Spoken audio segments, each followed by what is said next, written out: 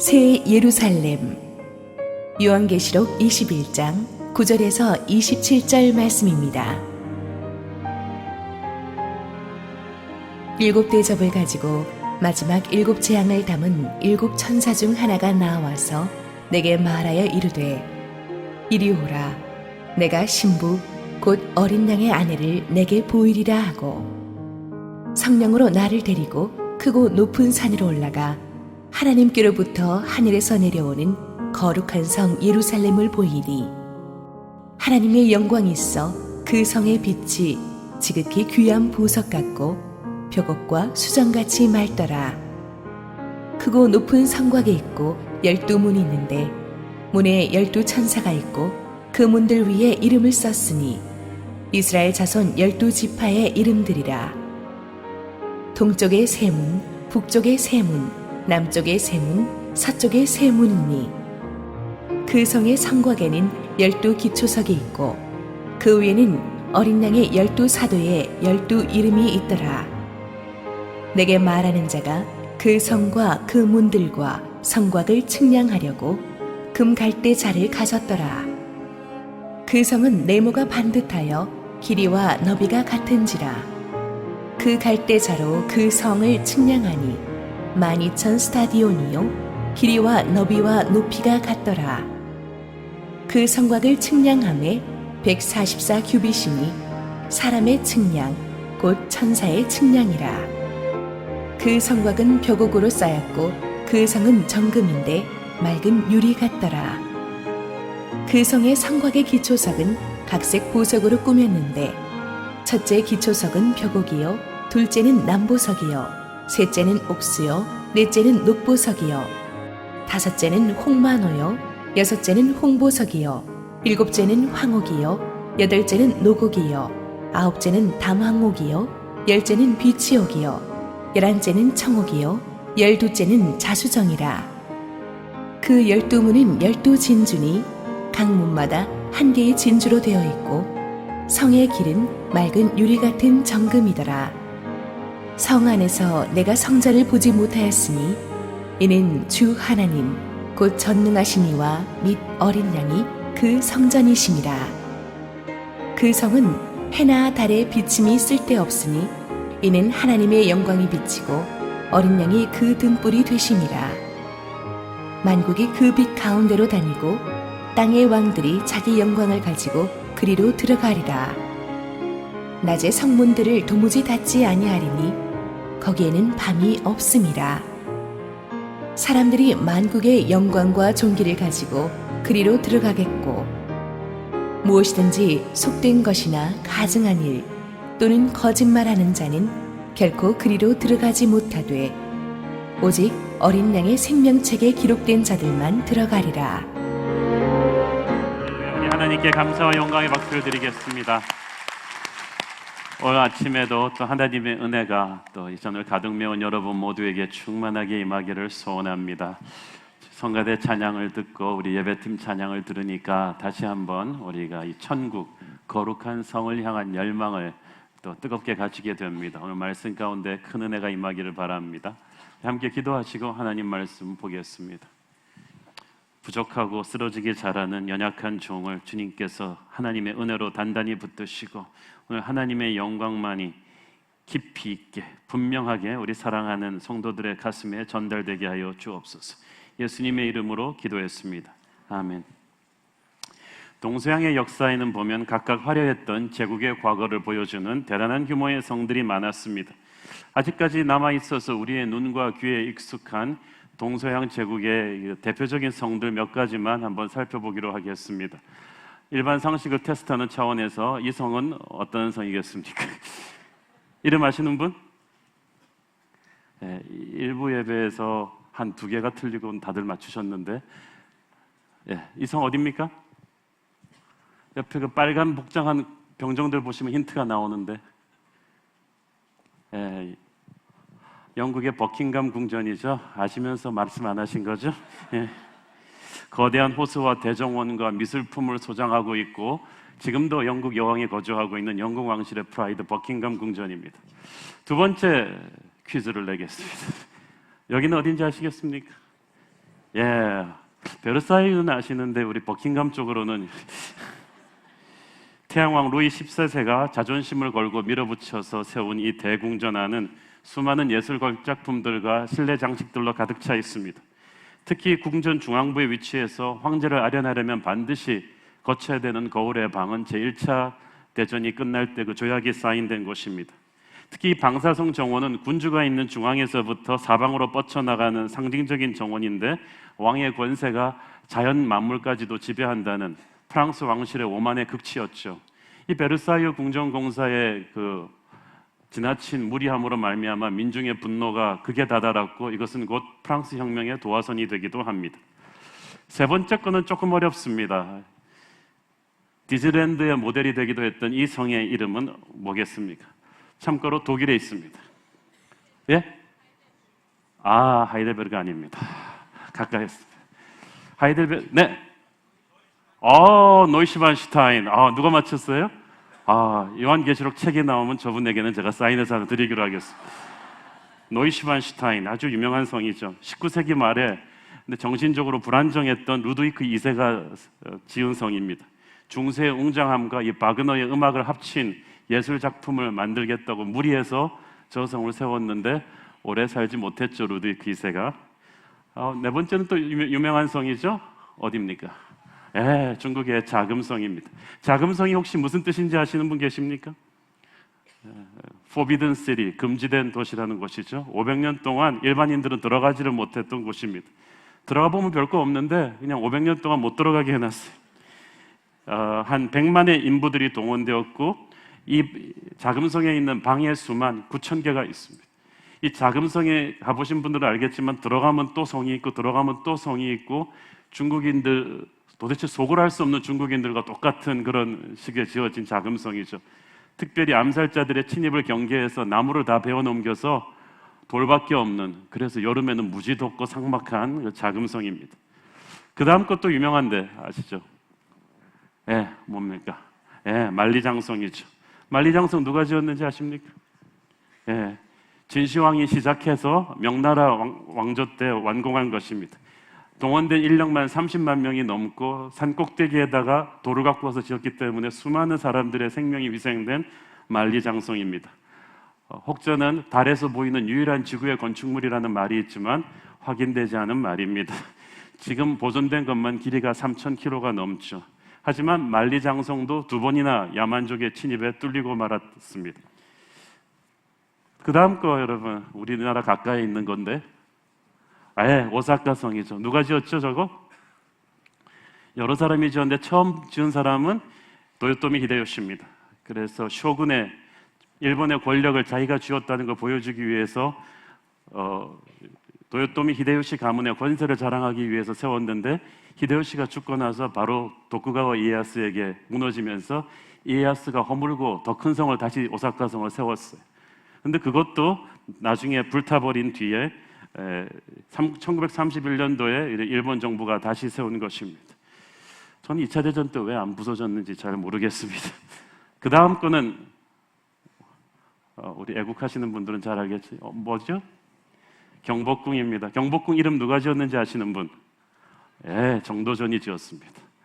큰 복을 누리라는 뜻으로 우리 정도전이 지으셨는데 참고로 조선 왕조의 5개 큰 왕궁과 그 안에 이름과 그 안에 들어가는 많은 방들의 이름을 삼봉 정도전이 직접 지었죠. 임진왜란 때 불타고 조선시대 흥선대원군이 또 무리해서 지었습니다. 모든 위대한 성들은 어떤 독재자가 무리해서 지었어요. 일본이 조선 총독부를 경복궁 내에 만들므로써 조선의 힘은 조선에 있는 것이 아니라 천황에게 있다는 것을 우리에게 압박하는, 우리 민족에게 있어서 굉장히 또 상처가 있는 곳이죠. 이 동서양의 여러 가지 성들의 역사를 몇 가지로 정리를 해보면은 당시에 독재자가, 황제가 자기들의 제국의 프라이드를 전 세계에 알리기 위해서 굉장히 장엄하게 화려하게 지으려고 노력했다는 점, 따라서 수많은 백성들의 고혈을 착취해서 많은 사람들의 희생을 바탕으로 세워진 성이라는 점, 그리고 역사의 소용돌이 속에서 파괴되고 훼손되었다는 것을 피할 수가 없었다. 이것이 인간들이 만든 성들의 공통점입니다. 그런데 오늘 저와 여러분이 살펴보고자 하는 거룩한 성은 그 모든 인간의 성들과는 전혀 다른 차원의 크고 아름답고 영원한 성으로 우리에게 다가옵니다. 요한이 거룩한 성으로 천사에게서 인도함을 받습니다. 우리 9절 읽겠습니다. 시작. 7 대접을 가지고 마지막 7 재앙을 담은 7 천사 중 하나가 나와서 내게 말하여 이르되 이리 오라. 내가 신부 곧 어린 양의 아내를 내게 보이리라 하고. 자, 7 재앙을 담은 천사 기억하세요? 세상을 심판하는 마지막 심판의 메시지를 가졌던 이 천사입니다. 그리고 세상 제국 바벨론의 화려함과 그 허무한 멸망을 보여주었던 천사가 이제는 거룩한 성, 새하늘과 새 땅의 그 거룩한 성을 보여줍니다. 이것은 의미하는 바가 크죠.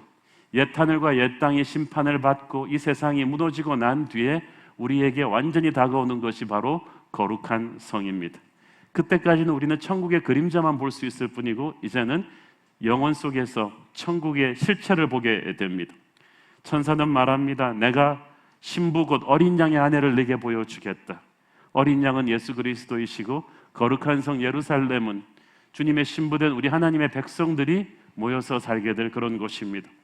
10절에서 이 천사가 성령으로 요한을 데리고 갔다는 말을 주목하십시오.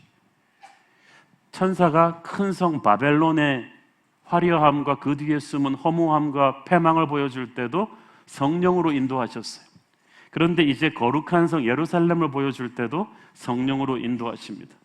중요한 것은 천사가 인도했다는 게 아니라 천사가 성령으로 인도했다는 것이 중요합니다. 천사는 심부름꾼일 뿐이에요. 중요한 건 하나님의 영, 성령이 요한을 인도해 갔다는 것입니다. 굉장히 중요합니다. 왜냐하면 성령 충만하지 않고 바벨론을 보면, 세상을 보면 시험이 들어요. 마찬가지로 성령 충만하지 않고 천국을 봐도 핵심을 놓치기 쉽습니다. 성령 충만함이 없이, 영적인 성숙함이 없이 천국을 보고 나면 내가 본 천국 같은 이상한 책 쓰는 거예요. 영적으로 건강하지 않은 사람들은 천국에 대해서 자꾸 이상한 해석들을 합니다. 거룩한 성을 제대로 보고 이해하려면 성령 충만하셔야 됩니다. 예수님과 깊이 교제하셔야 됩니다. 왜냐하면 거룩한 성은 예수님이 주인 되신 곳이기 때문입니다. 이 거룩한 성은 왜 거룩한 성입니까? 거룩하신 하나님의 영광이 가득하기 때문에 거룩한 성입니다. 11절 읽겠습니다. 시작. 하나님의 영광이 있어 그 성의 빛이 지극히 귀한 보석 같고 벽옥과 수정같이 맑더라. 여기서 하나님의 영광이 있었다라는 말이 굉장하죠. 원문으로 번역하면 하늘의 영광이 온 천지 사방의 천국에서 빛났다라고 번역하는 게 정확할 것입니다. 하나님의 영광은 구약시대 성막 위에 머물렀던 하나님의 임재와 축복과 기름 부으심을 상징하는 쉐카이나 글로리, 바로 그 자체입니다. 새 예루살렘에 하나님의 임재가 가득했다고 했습니다. 아무리 집이 좋아도 사람 살지 않으면 유령집입니다. 썰렁합니다. 그러나 절대 썰렁하지 않은 곳이 천국입니다. 하나님의 임재가 가득해요. 오늘 이곳에도 하나님의 임재가 가득합니다만은 천국에 있는 하나님의 임재는 너무나 충만합니다. 하나님이 그것을 기뻐하십니다. 하나님의 백성들과 함께 거하십니다. 거기에 하나님이 빛으로 거하셨습니다. 이 천국이 하나님의 그 성의 빛이 빛났다는 말은 이 빛이요, 하나님의 빛을 반사하는 그런 빛입니다. 우리 모든 하나님의 백성들이 주님의 빛을 막 반사해내는 거예요. 우리 23절에 같은 띠이 나오죠. 23절 시작. 그 상은 해나 달의 비침이 쓸데없으니 이는 하나님의 영광이 비치고 어린 양이 그 등불이 되심이라. 해와 달이 이 땅에서는 필요했어요. 왜냐하면 이 땅에는 하나님의 영광이 많이 가리워져 있기 때문에. 그러나 천국에서는 그게 필요 없을 정도로 하나님의 영광의 빛이 가득한데, 이 빛은 단순히 물리적인 빛일 뿐 아니라 이 빛은 거룩을 상징합니다. 순결을 상징해요. 그래서 하나님의 빛이 가득했다는 건 상대적으로 어둠이 없다는 것입니다. 어둠이 없어요. 악이 없어요. 거짓이 없어요. 불의가 거할 수가 없어요. 죄악이 들어올 수 없는 것이 천국입니다. 지난주에 우리가 이 포인트를 다루었죠. 범죄가 없는 도시가 살기 좋은 도시인데 천국은 죄악이 1%도 없는 깨끗한 곳입니다. 11절 후반부를 보니까 그 성이 지극히 귀한 보석 같고 벽옥과 수정같이 맑더라. 벽옥은 원래 수정의 일종이에요. 빛이 통과하는 아주 투명한 돌입니다. 그런데 여러분, 하나님의 보좌 앞에 계시록 4장 6절에 보면은 이 수정과 같은 유리바다가 있었다는 거 기억하세요? 오늘 성가대 찬양에 그 가사 나왔죠? 저 유리바다가 있었다.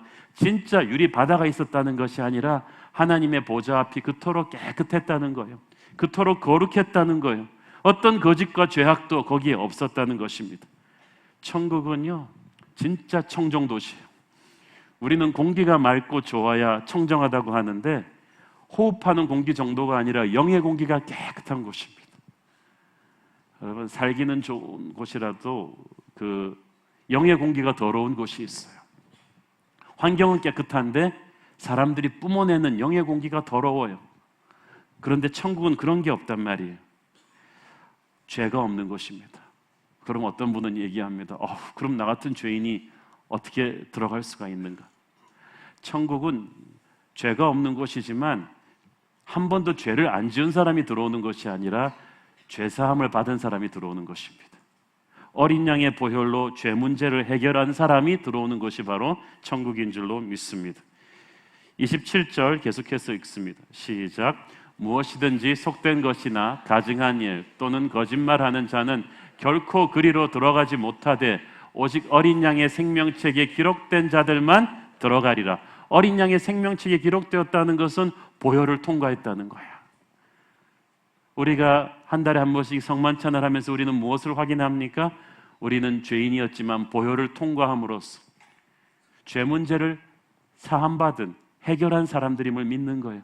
그래서 우리는 천국의 백성들임을 다시 한번 확인하는 것입니다. 저와 여러분의 이름이 어린 양의 생명책에 있음을 믿습니다. 자, 12절 계속해서 읽습니다. 시작. 크고 높은 성곽이 있고 12문이 있는데 문에 12천사가 있고 그 문들 위에 이름을 썼으니 이스라엘 자손 12지파의 이름들이라. 자, 보세요. 고대 도시의 기초는요, 대개 땅 속에서부터 층층이 쌓아 올린 큰 돌로 이 파운데이션 스톤을 깝니다. 이 기초석을 깐 다음에 그것이 길게 뻗어나가서 성곽, 성벽을 쌓아주는 거예요. 그런데 모든 고대 도시들은 어떤 것보다도 이 성곽, 성벽 공사에 신경을 씁니다. 그래야 외적의 침입을 막을 수가 있으니까. 그러나 그 어떤 견고한 성곽도 뚫리지 않은 성곽은 없습니다. 오직 어제나 지금이나 내일나 영원토록 뚫리지 않을 유일한 성곽은 바로 천국의 성곽입니다. 바로 하나님의 팔로 우리를 철저하게 보호하신다는 뜻입니다. 성경 곳곳에 보면 하나님이 우리를 보호한다는 말이 나와요. 주는 우리의 방패가 되시고 산성이 되신다는 말이 나오는데 천국에서는 하나님의 보호하심의 극치입니다. 안전한 곳입니다. 자, 그런데 이 천국이 성벽의 이 구성을 잘 보면은 영적인 의미가 커요. 12절에 보면은 12문이 있고 그 문들 위에 12지파의 이름을 썼다고 했죠. 그 다음에 13절, 14절 읽겠습니다. 시작.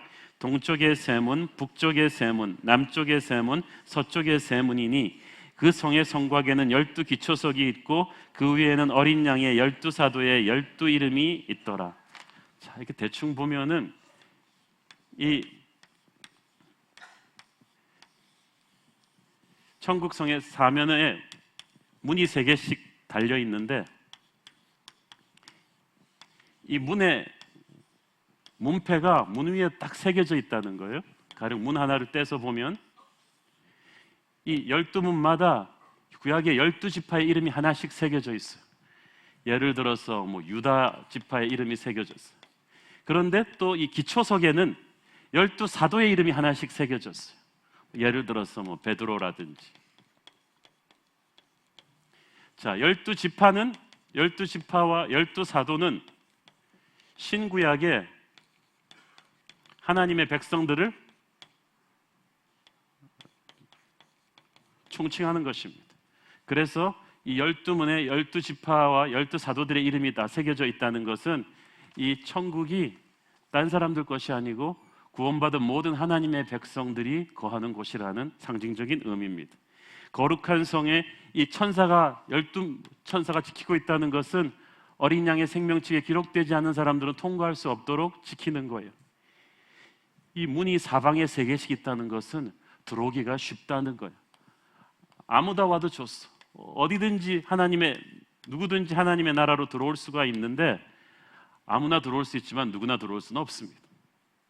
인종, 학벌, 외모, 능력에 상관없이 다 들어오지만, 어떤 차별이나 편견도 없이, 유대인이나 이방인이나 상관없이 들어오지만 어린 양의 보혈을 통과해야만 들어옵니다. 이게 결정적입니다. 여기서 계속 오늘 본문에서 강조하고 있는 게 9절에서는 어린 양의 아내, 14절에서는 어린 양의 12사도, 계속 어린 양의 이 소유격을 강조하죠. 천국의 주인은 어린 양 예수 그리스도이십니다. 예수님을 모르는 자는 천국에 들어올 수가 없어요. 예수의 보혈로 거듭나지 않은 자는 천국 얘기가 남의 얘기가 될 것입니다. 저는 저와 여러분의 보금자리가 천국인 줄로 믿습니다. 우리가 예수 그리스도의 피로 구원받았음을 믿습니다. 이 천국은 굉장히 다채롭고 부요한 성입니다. 19절 20절을 보니까 천국의 12성곽의 기초석들이 전부 다 보석이에요. 이 상상을 초월하죠. 우리는 뭐 다이아 1캐럿만 있어도 뭐 엄청난 예쁨이라고 하는데, 이 천국의 이 한쪽 길이가 나중에 나오지만 한 2,400km 상징으로만 되는데, 문 하나에 이 보석이, 밑에 기초석이 보석이라면 이게 어느 정도 크기의 보석이겠습니까? 거의 뭐 중국만한 보석 크기인가 상상을 초월해요. 그런데 이 보석이 다 종류가 달랐다. 이 12보석들이 소개된 이름들이 어디서 나온 이름들이냐면, 구약시대 때 대제사장이 가슴에 흉배를 달고 거기에 12지파를 상징하는 12개의 보석을 꽂습니다. 그리고 들어가서 하나님 앞에서 중보기도할 때 유다를 상징하는 보석을 만지면서는, 유다가 지금 식량난이 어려우니 좀 도와주십시오. 그렇죠? 납달리를 상징하는 보석을 만지면서는, 납달리가 좀 요즘 형제 싸움이 많으니 주여 좀 도와주십시오. 12지파의 12스토리들을 가지고 만지면서 항상 대제사장은 중보기도해요. 그런데 우리의 영원한 대제사장 되시는 예수 그리스도께서 이제 그 12지파 모든 하나님의 백성들을 한 군데로 모으십니다. 예배와 찬양을 받으십니다.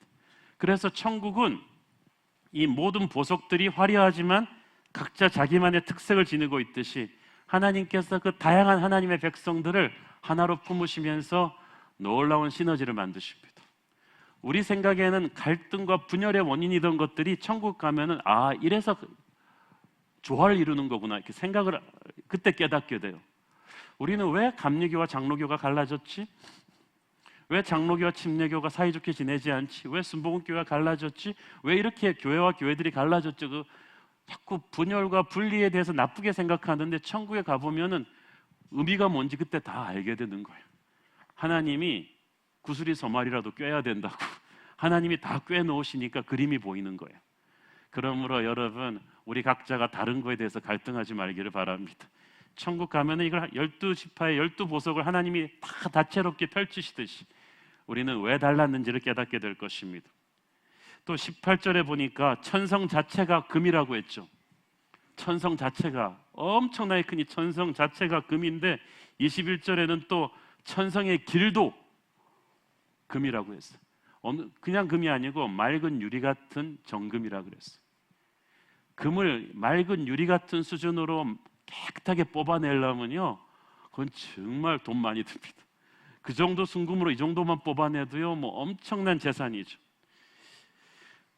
주님께서 그것을 요한에게 보여주셨다는 것은, 이 성이, 그 가치가 우리가 생각하는 이 부의 가치를 뛰어넘는 곳임을 말해줍니다. 여러분, 우리가 하늘아버지가 부자라고 생각할 때 별로 감이 없으시죠? 기껏해야 뭐 빌 게이츠 뭐 이 정도 생각하시죠. 그런데 이 천성 자체가 금이다, 길 자체도 금으로 갈았다는 것은 얼마나 엄청난 충격입니까? 오늘날 이 세상을 지배하고 있는 것은 돈입니다. 모든 사람들이 돈 때문에 사랑도 팔고 의리도 팔고 양심도 팔고 신앙도 팔습니다. 돈이면 뭐든지 다 된다고 생각합니다. 그래서 예수 믿고 나서도 우리가 가장 버리지 못하는 것이 이 돈의 유혹입니다. 제가 여러분들이 헌금 봉투에 쓰는 기도 제목들 간사님이 쫙 뽑아주면은 날마다 읽으면서 이제 그 기도하는데 한 태반 이상이 경제적인 어려움에 대해서 호소하시는 거예요. 돈 굉장히 중요하죠. 그런데 이 천국의 이 하나님의 풍요함이 어느 정도냐를 우리에게 보여주십니다. 무슨 뜻입니까? 어떤 서양 조크에 이런 게 있어요. 누가 하나님한테 이 땅에 있는 걸 아무것도 천국에 못 갖고 가지만 자기한테 가방 하나만 갖고 가게 해달라고 졸랐어요. 그래서 하나님이 기가 차고 허락을 해줬대요. 가방 하나만 갖고 와라. 그때 전 재산을 금덩이로 바꿔가지고 차곡차곡 넣어가지고 천국에 들어갔습니다. 그때 천국 문 앞에서 베드로가 야, 하나님한테 졸라서 가방 갖고 온 친구가 있대. 다 모여봐.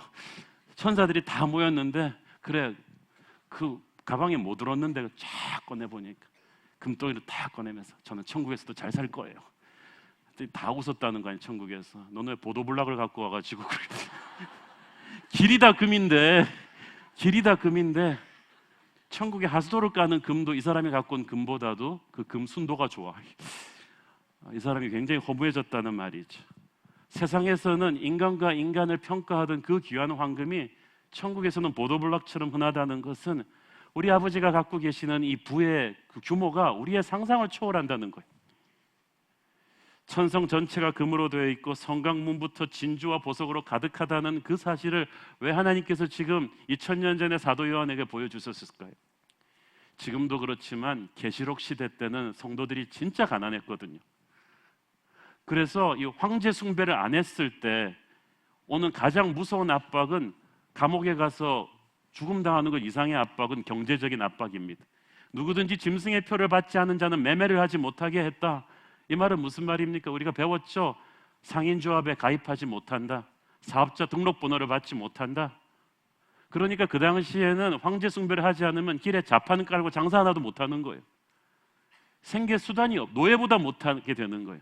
예수를 믿는 사람들은 전부 다 배짱 마르고 잘 못 먹고 비참한데 세상은 계속 화려함으로 이 크리스천들을 압박했어요. 요한이 살았던 에베소는요 얼마나 돈이 많았던지 길에 대리석을 깔았어요. 그래갖고 들어오는 사람들을 기죽였어요. 우리 이렇게 돈 많다. 그런데 주님께서는 그걸 보고 기죽지 말라는 거예요. 천국에서는 황금이 길에 돌처럼 흔할 것이다. 이 땅의 그 어떤 화려함에도 너희들은 기죽지 말아라. 사랑하는 여러분, 지금도 그렇습니다.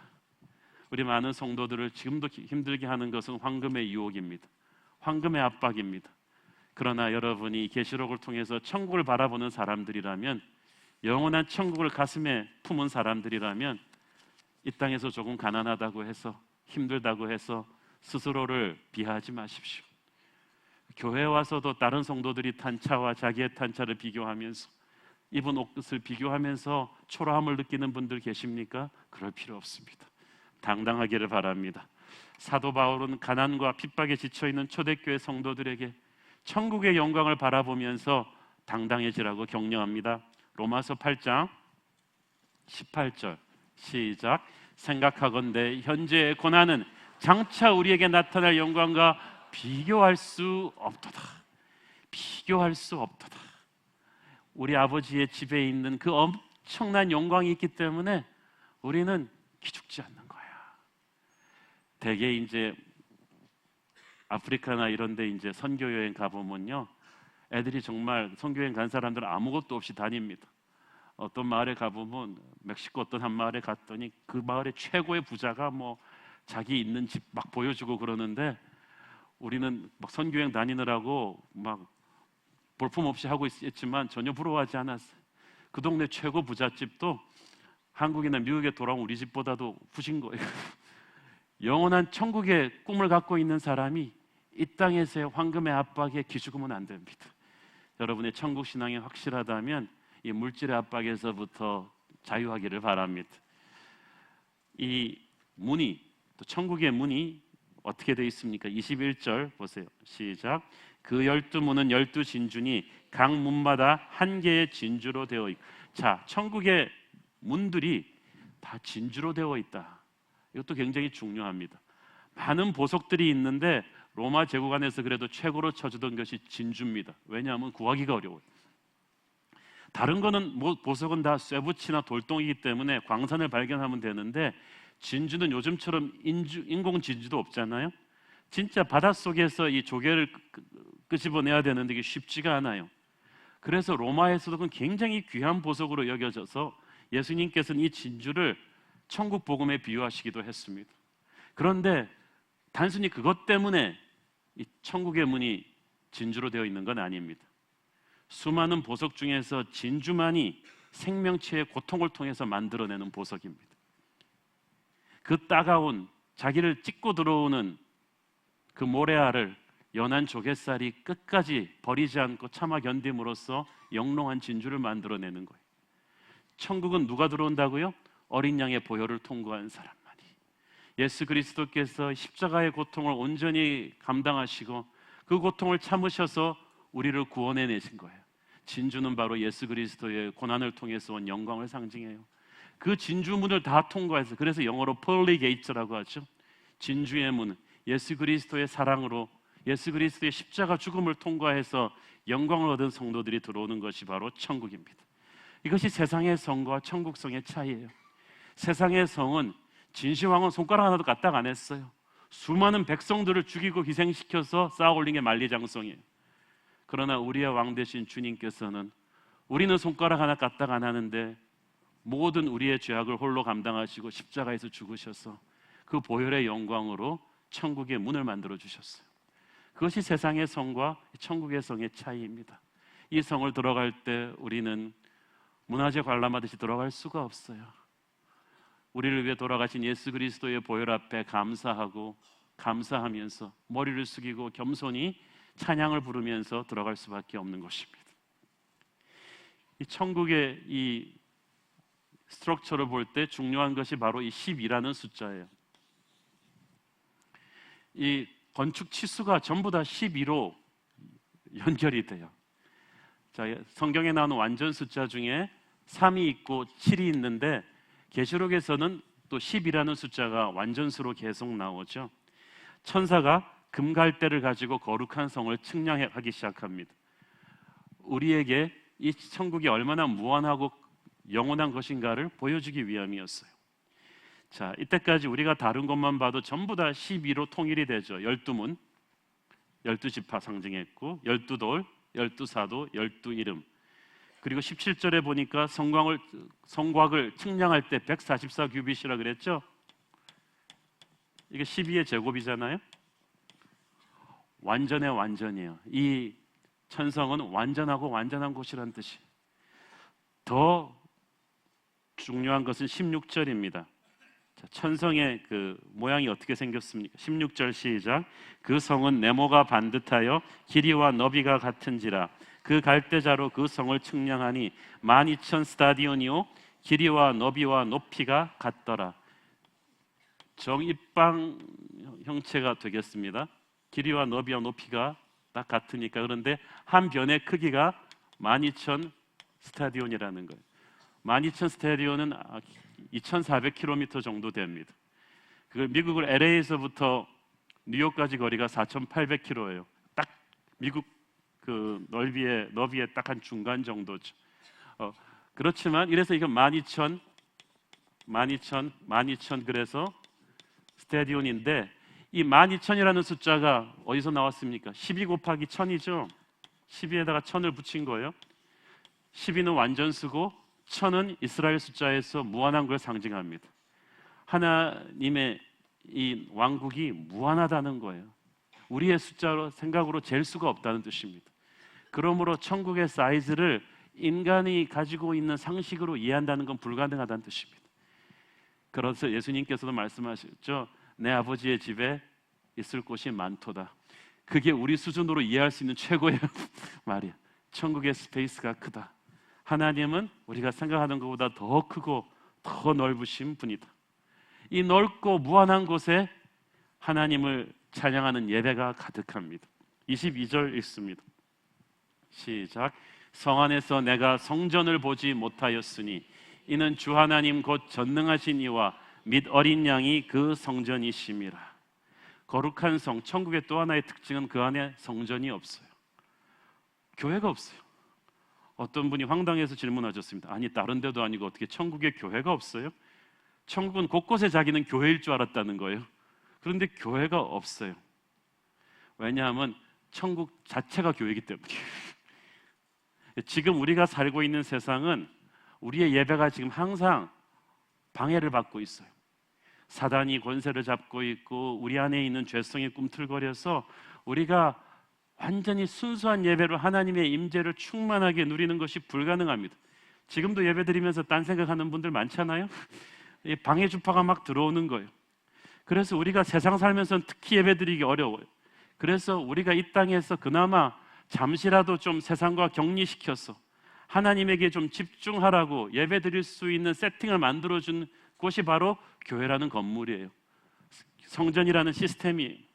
그래서 교회에서 정말 은혜로운 예배를 드리는 순간 우리는 일시적인나마 a glimpse of heaven, 천국의 한 끝을 맛보게 되는 것입니다. 하나님의 영광을 잠시나마 누리게 되는 거예요. 그래서 이 죄 많은 세상에서 우리가 조금 세상의 소리를 셧다운 시키고 하나님의 음성을 더 깊이 듣고 하나님의 임재를 더 강렬하게 체험하라고 만들어 놓은 것, 도움이 되라고 만든 게 지상의 교회 건물입니다. 교회 시스템이에요. 그러나 이 죄악의 역사가 끝남과 함께 지상의 성전도 끝이 나죠. 왜냐하면 천국은 이제 더 이상 죄악이 들어오지 못하고 주님의 임재가 가득하기 때문에 더 이상 사탄의 방해 전파가 없어요. 우리 안에 꿈틀거리던 옛사람의 그 죄된 옛사람의 뿌리들은 다 쓸려 나가 버렸어. 그래서 우리 안에는 거룩이 가득합니다. 하나님의 임재가 어디나 충만합니다. 그래서 더 이상 사탄의 방해 공작으로부터 우리를 좀 격리시키고 주님을 바라보기에 도움이 되는 지상의 교회 건물과 시스템이 없어진다는 얘기예요. 교회 건물이 없는 우리 교회는 얼마나 참 좋습니까? 여기나 천국이나 똑같다 그러지. 천국의 모든 사람들은 그래서 이 땅의 교회 건물 시스템이 사라진 대신에 거기서는 이 엄청난 공간 자체가 하나님의 임재로 가득 찬 성전입니다. 그래서 그 안에 있는 모든 사람들은 걸어가는 모든 사람들의 관심사가 다 똑같아요. 예수 그리스도를 더 알고자 하는 그 영적인 갈망과 또 예수 그리스도의 예배를 통해서 변화된 그 기쁨과 평화가 충만한 거예요. 천국에서는 누구와 만나도 대화의 주제는 예수 그리스도이십니다. 천국에서는 어떤 일을 해도 다 예배를 위해 집중되어 있습니다. 그래서 예배가 일주일에 한 번 드리는 이 프로그램이 아니라 그냥 삶 자체가 예배가 되어버려요. 그래서 천국 사람들은 항상 예배로 바쁘고 예배로 충만하고 예배를 즐기고 예배를 통해서 서로를 격려하고 축복합니다. 모든 것이 그렇게 맞춰져 있어요. 이사야서 2장 2절부터 3절은 그 천국의 라이프가 어떤 것인지를 예언해 놓은 것이죠. 시작. 말일에 여호와의 전에 산이 모든 산 꼭대기에 굳게 설 것이요 모든 작은 산 위에 뛰어나리니 만방이 그리로 모여들 것이라. 많은 백성이 가며 이르기를 오라 우리가 여호와의 산에 오르며 야곱의 하나님의 전에 이르자. 그가 그의 길을 우리에게 가르치실 것이라. 우리가 그 길로 행하리라 하리니 이는 율법이 시온에서부터 나올 것이요 여호와의 말씀이 예루살렘부터 나올 것입니다. 이 마지막 날이라는 것은 이제 천국에 가서 얘기하는 거죠. 천국에 가서 모든 사람들이 서로 야 가자, 야 우리도 여러분 은혜 받으면 가서 친구들한테 가서 야 우리 교회 좀 와봐. 그게 천국에서는 항상 라이프 스타일이에요. 이 땅에서 예배를 지겨워하시는 분들이 이제 큰일 났습니다. 그냥 천국에 가면 주구장창 예배. 그런데 그 예배에 감격이 있고 은혜가 넘친다는 거예요. 한옥 목사 같은 부족한 죄인이 설교하는데도 은혜가 받는데 말씀 그 자체이신 예수 그리스도의 말씀이 시온산에서부터 끝없이 흘러나와서 여러분을 뚫고 나가고 여러분을 정결하게 하고 기쁨과 능력을 줄 때 그걸 한번 맛본 사람은 얼마나 은혜롭겠습니까? 천국의 모든 교제가 다 그런 거예요. 그렇게 신나게 하나님의 임재 앞에서 춤추고 뛰노는 사람들이 가득한 곳이 바로 천국입니다. 기대되지 않습니까? 이 천국은 모든 만민들이 자신의 영광과 존귀를 가지고 들어가는 곳이라고 했습니다. 거룩한 성에 대해서 주목할 점은 이 진주문으로 들어오는 모든 하나님의 백성들이 어린 양의 보혈을 통과함과 동시에 들어갈 때 뭔가 갖고 들어가요. 아까 그 조크에 나온 그 사람은 조크로 무슨 이 땅에 금을 갖고 들어간다 했는데 그건 조크고 못 갖고 들어가고요. 근데 갖고 들어가는 게 있어요. 자신의 영광을 가지고 들어간다 그랬어요. 24절 보세요. 시작. 만국이 그 빛 가운데로 다니고 땅의 왕들이 자기 영광을 가지고 그리로 들어가리라. 땅의 왕들은 구원받은 성도들이에요. 우리는 주님과 함께 왕노릇하게 될 거예요. 근데 다 자기 영광을 가지고 들어갑니다. 근데 또 있어요. 그 26절에 보니까 26절 보세요. 시작. 사람들이 만국의 영광과 존귀를 가지고 그리로 들어가겠고. 사람들이 두 번씩 반복되잖아요. 자기의 영광과 존귀를 가지고 천국에 들어간다. 자, 여러분, 천국이 이 땅과 전혀 상관이 없는 곳이 아닙니다. 연속적인 측면도 있어요. 죄와 악이 천국에 들어가지 못한다 뿐이지 이 땅에서 기쁘고 거룩했고 아름다웠던 것들은 천국으로도 그대로 옮겨갑니다. 그래서 기쁨과 평화와 격려와 사랑은 천국에도 항상 있을 거예요. 그대로 옮겨가니까. 그러니까요, 여러분, 이 땅에서 성도들끼리 서로 사랑하고 격려하며 사는 게 좋아요. 여러분이 어떤 성도를 특히 부담스러워하고 싫어하고 힘들어하면요, 천국 가면 하나님이 사랑하며 살라고 바로 옆집에다 딱 놔두는 수가 있단 말이지. 이 땅에 좋은 것들이 그대로 올라가는 거예요. 저는 우리가 가지고 들어가는 것들 중에 하나가 우리의 재능이 아닐까 생각합니다. 이 땅에서 음악 잘하는 사람 천국에서도 음악할 거예요. 근데 여기서 바이올린 잘하던 사람이 천국 가면 전부 다 파가니니 수준으로 업그레이드된 버전으로 완전한 충만으로 완전한 영광으로 자신의 음악적인 재능으로 하나님께 영광 돌릴 거예요. 여러분, 재능이라는 그 그리스 헬라어가 하나님의 은혜라는 헬라어랑 똑같습니다. 하나님이 은혜로 주신 재능을 갖고 들어갈 거예요. 이 땅에서 건축 잘하는 사람은 천국에 가서도 업그레이드된 버전으로 천성공사에 투입될 거예요. 이 땅에서 미술 잘하는 사람은 천국에 가서도 그걸 발휘할 거예요. 다만 자기의 욕심이나 경쟁심으로 쓰는 것이 아니라 형제를 사랑하고 하나님의 영광을 돌리기 위해 그 재능을 가지고 들어가 사용하게 될 거예요. 그러므로 우리가 가지고 들어가는 영광은 하나님이 주신 은사들이에요.